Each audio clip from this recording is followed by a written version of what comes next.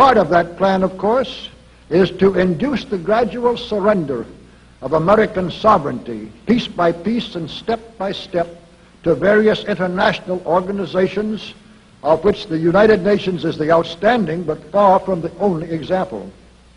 Now, here are the aims for the United States. 1, greatly expanded government spending for every conceivable means of getting rid of ever larger sums of American money as wastefully as possible. 2, higher and then much higher taxes. 3, an increasingly unbalanced budget despite the higher taxes. 4, wild inflation of our currency. 5, government controls of prices, wages, and materials, supposedly to combat inflation. 6, greatly increased socialistic controls over every operation of our economy and every activity of our daily lives. This is to be accompanied, naturally and automatically, by a correspondingly huge increase in the size of our bureaucracy and in both the cost and reach of our domestic government. 7, far more centralization of power in Washington and the practical elimination of our state lines. There is a many-faceted drive at work to have our state lines eventually mean no more within the nation than our county lines do now within the states.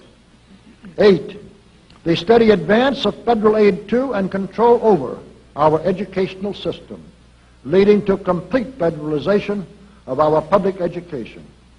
9, a constant hammering into the American consciousness of the horror of modern warfare, the beauties and the absolute necessity of peace. Peace always on communist terms, of course. And 10, the consequent willingness of the American people to allow the steps of appeasement by our government which amount to a piecemeal surrender of the rest of the free world and of the United States itself.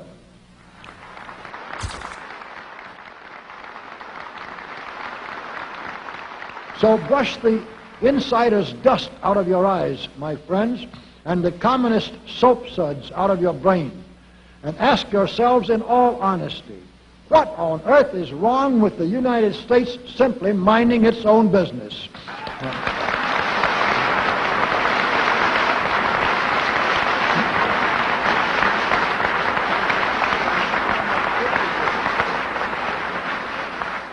Or with having its foreign policy function primarily for the safety and benefit of the American people.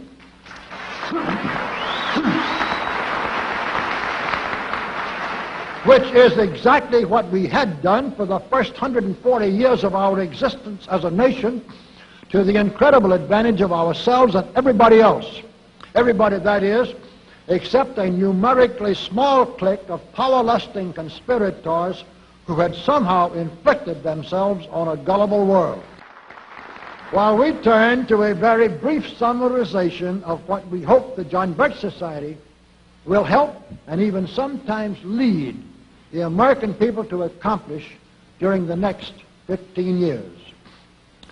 1, our first and most important specific undertaking should be to restore the complete independence of the United States.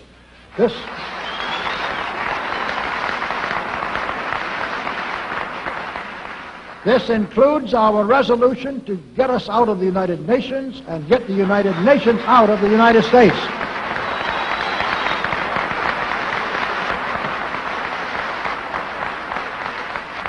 Two, we must once again make our money freely redeemable in gold at some realistic price.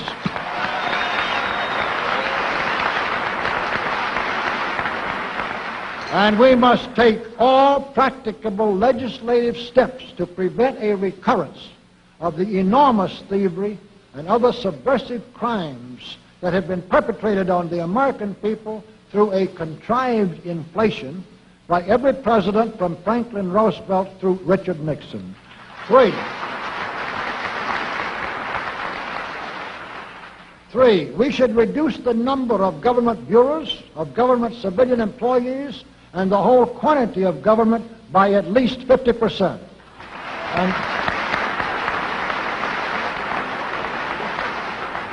And we should achieve at least this much reduction in proper fashion through gradually convincing a majority of the American people of the wisdom of such a course.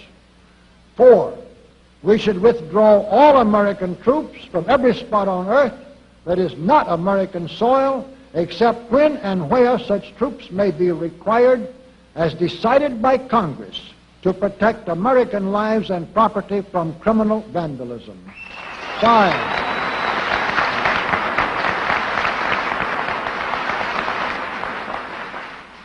5, we should get government out of the areas and functions and activities where government does not belong. Again, all steps to this end should be taken gradually, but nevertheless just as rapidly as enough of the American people can be persuaded to support such progress. Any such achievement will require a truly massive educational force, but that's exactly what we hope to build during the next 15 years. We could go ahead for at least 100 numbered items, but the John Birch Society will undoubtedly be working on more than that many specific projects, which will be laid out in its bulletins before another 180 months will have rolled around. And all of these projects will fit into the general pattern indicated by the 5 major objectives listed above. So let's really wind up this marathon monologue with one final thought. None of us can guarantee anything about what the future will bring. Your speaker knows what a job we have before us to rid our country of the scourge of communism within the next few years, and then to go ahead on our constructive program so well that 15 years from now we shall already be entering an era of far less government, of a much sounder sense of responsibility, and, with God's help, of a better world. But I sincerely believe that it can be done, and this much I know. If every man and woman in this audience should leave here tonight feeling in his or her own mind and heart that it can and must be done, then it surely will be.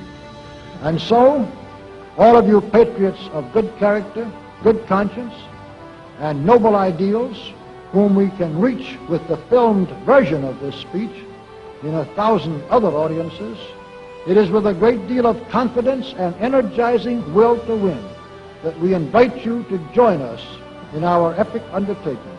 While to all of you great, wonderful friends in this present audience, I certainly extend my very deep thanks indeed for so much patience and attention. Thank you and good night.